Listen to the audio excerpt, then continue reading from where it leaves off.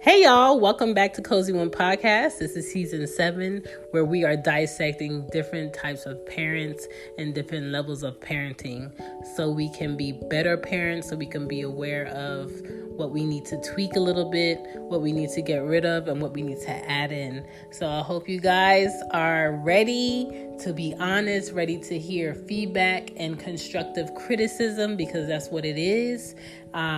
Most of the time I can only speak from my experiences, but majority of the time I'm talking to you about parenting that makes sense, parenting that creates a healthy family construct and healthy children. That's what we want. We want healthy children so they can have healthy families and they can live a great life.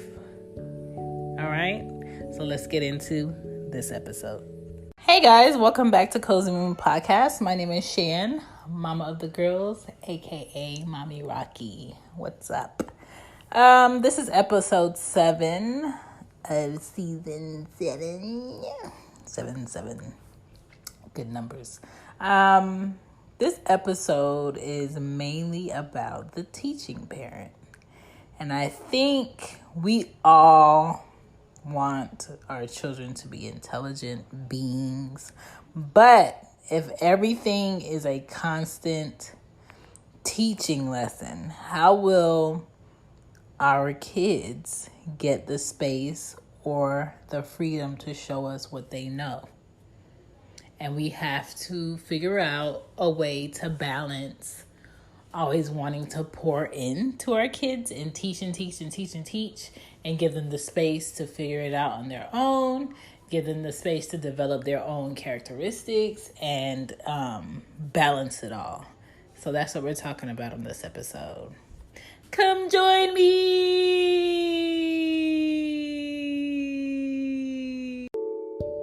Hey Cozy Woman fam, this is JC, the dopest mommy around and owner of He Hates My Tees, a novelty t-shirt company based out of Arlington, Texas.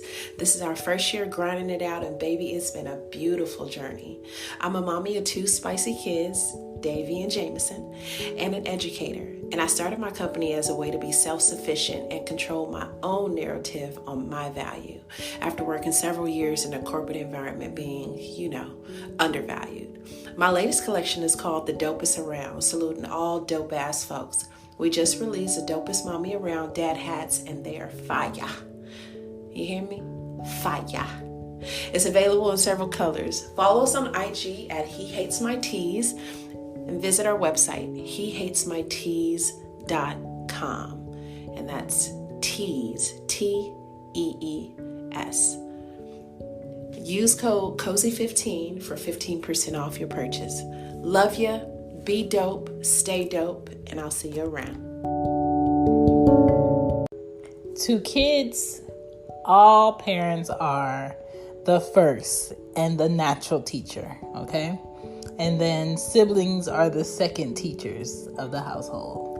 And then life is third. And in life you have like daycare, you have camp, you have other kids outside, you have school, you have other adults, okay? But being that parents are the first natural teachers, the teaching parent is all about lessons. They love giving lessons. They love when kids learn their lessons. They love being there to get them after the fall, or being there to show them like their results of X, Y, and Z, which is cool. That's fine. But I think the teacher parent comes with a pro and a con, because sometimes the teacher parent can teach a child so much beyond their years that when it's time for that child to socialize with other kids their age, they feel awkward, or they act too adult-like, to where other kids don't know how to play with them. They don't know how to have fun like a kid, because they're so beyond in their mind of these child games, or I know how to spell Nova Scotia backwards, and saying my alphabet backwards is like my favorite thing to do. Let me go ahead and do it. Meanwhile, the child across from them just wants to play with Play-Doh and see if they could get a 25 cents out their mom so they can get a gum out the machine. So like, you have to figure out how to balance your kid and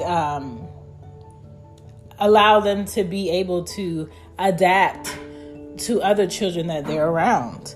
You can't constantly raise a kid around adults and then teach them adult-like things and school things and life skills, and then put them around other kids their age and expect them to blend in. It's not going to work. You have to find a balance. It has to be like a give and take thing. And that's where it becomes a con, when a teaching parent constantly wants to teach and constantly think everything has to be a lesson. Sometimes the lesson is in observing. Sometimes the lesson is in listening from afar, listening up close.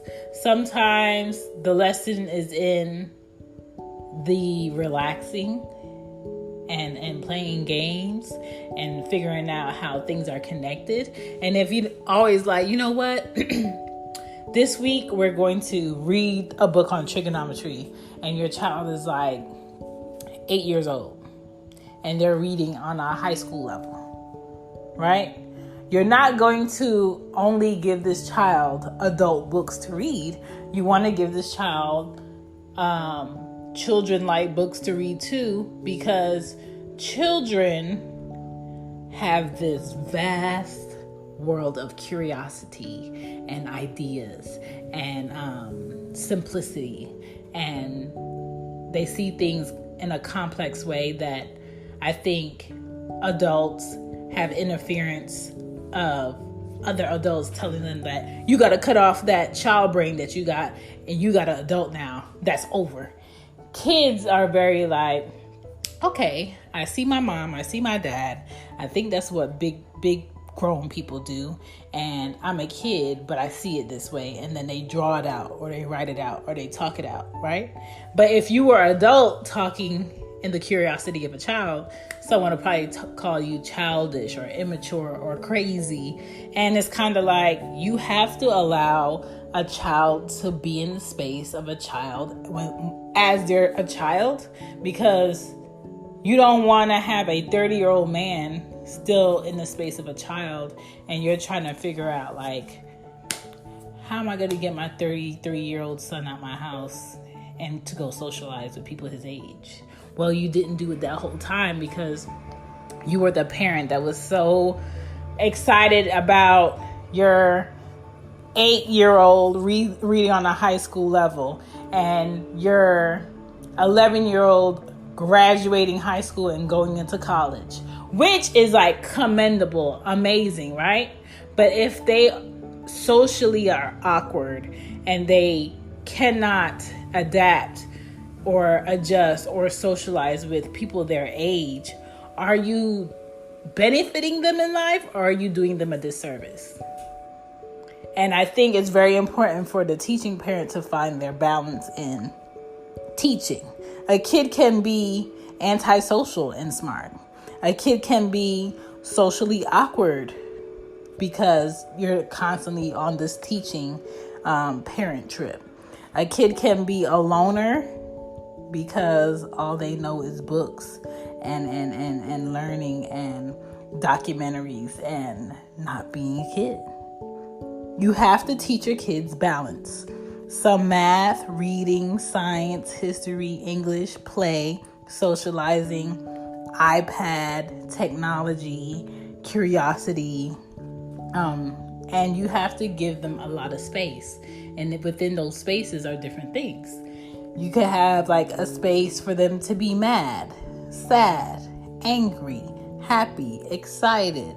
You know, the thrill of not having to have the pressures of going to work and paying bills like an adult. All you have to do is wake up, brush your teeth, clean your room, and things like that. Like, it all requires some level of balance, and that's what we have to have. You also want to keep a space for your child to reflect on like their day, their week, or what they saw at the museum, what they saw at the art show. Reflection is required for a lot of growth, for a lot of critical thinking on what a child could have done better. Rest. They need to sleep. They can't just stay up just because they want to be up. I had to learn that because of my first child. Anya never had a bedtime. Anya was like my late night up kid because I used to work for an insurance company. For years where I would work a night shift and I would come home around like 10 o'clock, 10:30. I'm recording. I would come home like 10 o'clock, 10:30, and Anya would be like up ready to play with me because I was probably gone the bulk of the day because I was working 2 jobs at the time. And even on Saturdays I worked. So the only day Anya really had me all to herself was a Sunday. So I let her be up and I never gave her like a bedtime. Until this day, Anya is 6 years old. She'll be 7 in November. She can stay up with me till like 4 a.m. with no issue. Okay? And then wake up at like 8 o'clock in the morning with no issue. And she hates naps. And you don't want to have a kid like that because having her sister who takes naps and then like, okay, both of the kids are going to take a nap. No. Only one of the kids are going to take a nap because the other one hates nap. You telling Anya to take a nap is like you yelling at her at the top of your lungs and calling her names and making her feel bad and hurting her feelings. Okay? She is an anti-nap kid. Now, she will fall out sometimes, some places, if she can't resist and the tiredness is attacking her. But for the most part, she's not a resting kid. She is a what can I do with my time now kid. Okay? You also want to give your child the space and the time to think about being better. Think about what they saw with the kids at the park, what they liked, what they didn't like. Discuss it. Okay? You want to give them the space to observe other people. The time for experiences. There's a lot of lessons and experiences. You don't have to be like a drill sergeant or throw a book in their face for them to understand the experience. Put them within an experience. Do outings, travel with them, eat out with them, eat different foods, expose them to different cultures of people and music and food. Like, there's so many ways you can allow your child to have a lesson, and it doesn't always have to be a textbook. It doesn't always have to be a educational video. It can be a regular video about animals in the wild. My kids are always asking me about animals, and I'm just like, you know what, girl? I don't want to lie to you, so go ask your Google Home. And I don't know. I grew up in the age where my mom had encyclopedias in the house. We didn't have computers. We didn't have iPads. The only thing close to a computer that my mom had was a typewriter. And I thought that was fascinating. And she had a medical book that shows you different rashes and diseases and what it looked like, right? And I thought that was amazing. I have kids that want to be on an iPad, that want to be on the computer, that know how to put in passwords and do different things with technology. So it's a different world for them now, but we still have to balance all of that. I still have to put a timer on her iPad as to how long she can play a game or be in an app. Balance is key. We also want to make sure, if we're so stuck on teaching as a parent, we're teaching our kids manners. We're teaching our kids how to respect themselves. We're teaching our children how to respect rules and respect the idea of discipline and show them how it's needed. Because if kids don't learn boundaries as children, they turn into teenagers that don't learn boundaries. And they turn into young adults that don't learn boundaries. And the law is probably going to get to them before you do. So, teach them that, okay? It's not always about books. It's not always about school. It's not always about history. It's about self and knowledge and protecting that and protecting other people and protecting their siblings and protecting their reputation. Okay, a lot of protecting their reputation with these iPhones and these videos and these Snapchats and these texts and these short abbreviations for other words. Okay, we also want to teach our children how to be aware of themselves. Be aware of, like, I'm walking down the street and it's dark and my head is in my phone and I have headphones on. That's not safe. Let me take out my headphones. Let me be alert as to what I'm around. You know, it's raining outside. I have my friends in the car. I'm driving. Let me not be playing in the car. Let me be alert. Let me turn on the music. Like, teach your children how to protect themselves in different moments when you're not around, okay? Because it's usually when things really happen, when their parents aren't around. Teach them life skills, how to prepare a home for guests. I do that all the time. How to clean a bathroom, boys and girls. How to clean behind a toilet. If you go into a bathroom with your eyes closed and you smell it, that it needs to be cleaned. You shouldn't smell a bathroom. You should just feel around in the bathroom and be like, okay, there's a toilet, there's a sink, there's a shower, a bathtub. This is a bathroom. You shouldn't have to smell a bathroom. And if you're smelling anything, it should smell very refreshing. Teach them, not to throw their underwear on the floor because that's going on your private parts. Teach them, these are Q-tips here. You don't have to come to me and ask me to clean your ears. Go ahead and clean your ears if you feel like your ears need to be cleaned. And I tell Anya all the time, I shouldn't have to come to you and tell you to do this, that, this. You should know. If I give you your clothes after washing them and drying them, you should be able to put them away without me having to tell you multiple times to put them away. Like, there are adults in relationships today that still throw their things on the floor when there's a hamper in the room. There are adults that don't know how to tie your bread back and put it away properly so someone else could use a slice of bread. There are adults that don't know how to cook breakfast for themselves. That don't know, like, you need to clean the sink also after you wash the dishes with bleach. You need to clean the shower every time after you use it, the bathtub, how to actually clean your body, how to clean behind your ears.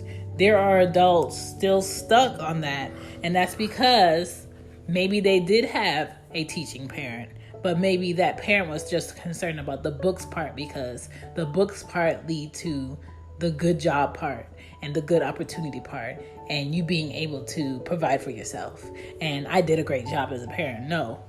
Parenting is the book stuff, the you stuff, the protect yourself stuff, the joy stuff, the not so nice stuff. Parenting is a lot. So you can't just focus on just teaching your child book stuff because that's not gonna help them later on in life. Okay? Teach your child how to keep their eyes on the swivel when they're by themselves, when they're with a group of friends or people that they don't know. Teach your children, this is very important, how to be in touch with their aura and energies. And I say that because I might be in my house thinking, and Anya will come up to me and tell me and ask me, what are you thinking about? And I tell her, I'm thinking about, like, what bills I have to pay today, where do I have to go, and at what time. And she was like, oh, okay. Is that hard for you to think about that? But the fact that she noticed that I was sitting somewhere thinking tells me that she knows when I'm taking a moment to go through my mind and my thoughts. And I want to teach her how to do that because that's protection. That's prevention.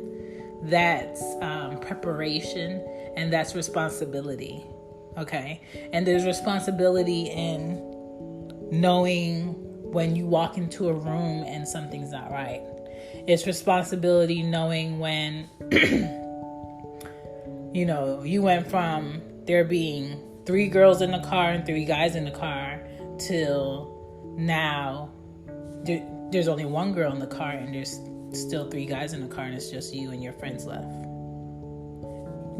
Protection, and you have to talk to your kids about how they protect themselves and how, picking up on energies and not feeling comfortable, and what does it feel like to not be comfortable, and what do songs mean. Like, it's always a constant teaching thing, but it's give and take on what are you teaching today. What you might be teaching today has nothing to do with what's in a book.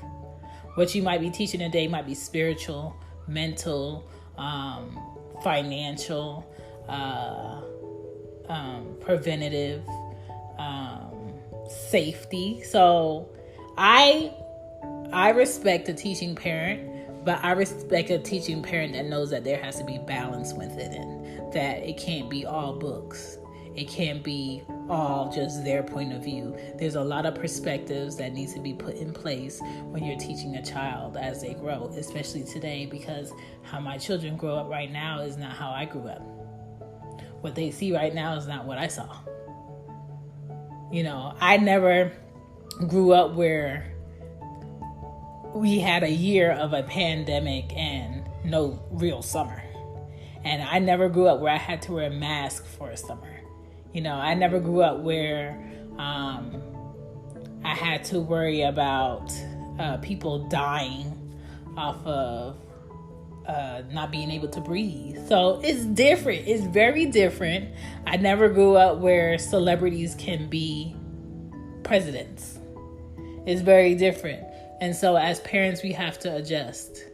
And parenting is not only from, conception to 18. Parenting is for life.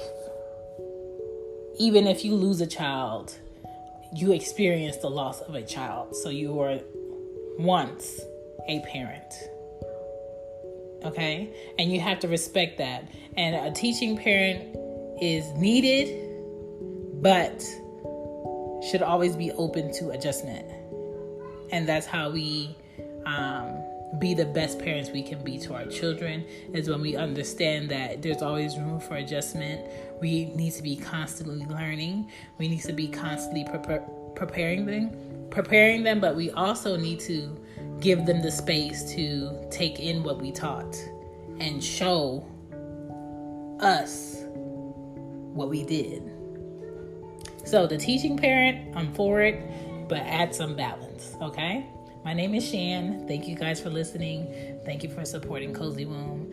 I hope that this series is getting through to a lot of parents, and I hope that a lot of parents can take the time to criticize themselves and look within themselves and be like, okay, maybe I can adjust this, maybe I can improve this, because that's what it's all about, okay?